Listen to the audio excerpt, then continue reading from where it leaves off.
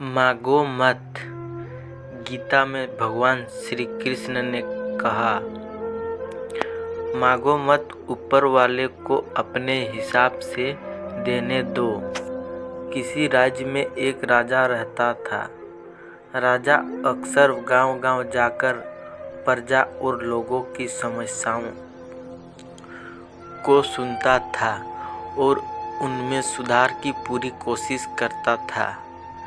उसकी कर्तव्य निष्ठा के चर्चे दूर देशों तक फैले हुए थे। ऐसे ही एक बार राजा किसी गांव में प्रजा की समस्याओं को जानने के लिए भ्रमण पर निकले हुए थे।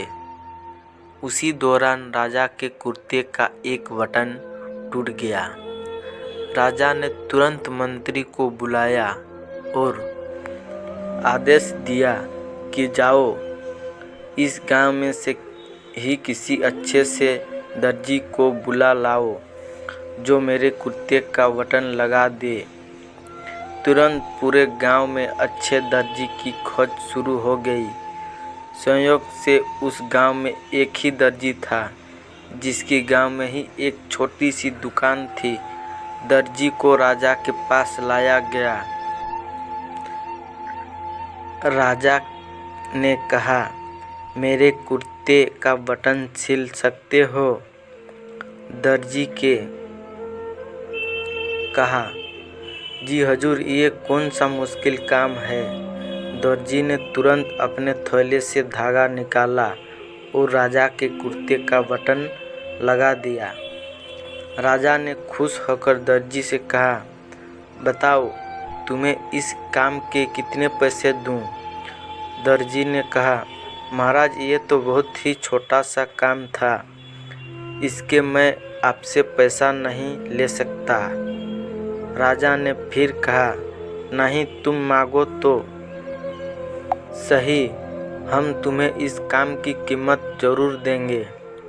दर्जी ने सोचा कि बटन तो राजा के पास था ही, मैंने तो बस धागा लगाया है। मैं राजा से इस काम के 2 रुपये मांग लेता हूँ।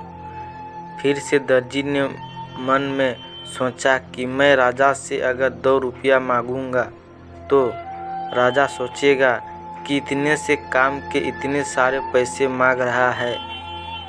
कहीं राजा ये न सोचे कि बटन लगाने के मेरे से 2 रुपये ले रहा है तो गांव वालों से कितना लेता होगा। यही सोचकर दर्जी ने कहा, महाराज, आप अपनी स्वच्छता से कुछ भी दे दें।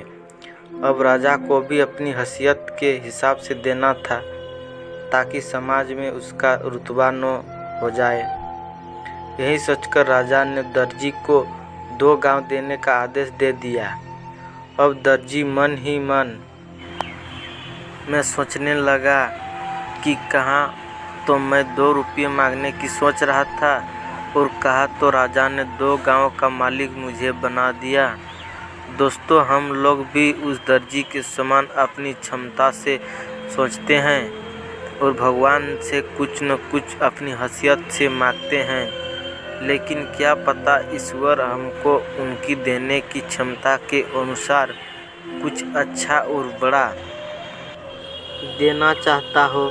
गीता में भगवान श्री कृष्ण ने कहा भी है कि कर्म करो, फल की इच्छा मत करो। जब आप भगवान पर सब कुछ छोड़ देंगे तब वो अपने हिसाब से आपको दे देगा।